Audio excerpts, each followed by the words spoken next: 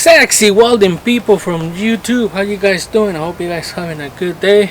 Today we're gonna try to do some TIG. That's right, that was the ground that fell down. My tripod over here, you can put the ground on the tripod.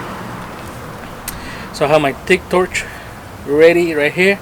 It's a miller. Right here we have a 6-inch pipe, nice and clean. As you can see here, when we're doing TIG, guys, we do feather. We don't feather edge. We don't do no landing. Okay.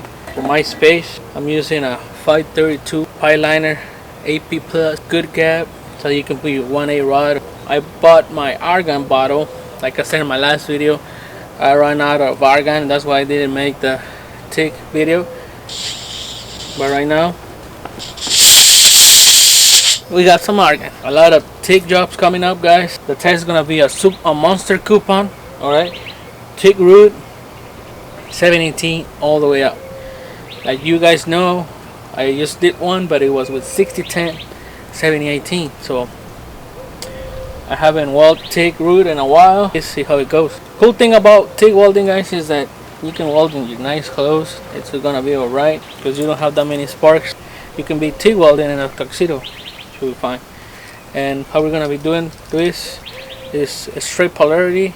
I think you put the negative on the torch and your positive will be your ground. Alright, but without further ado, let's get to the video.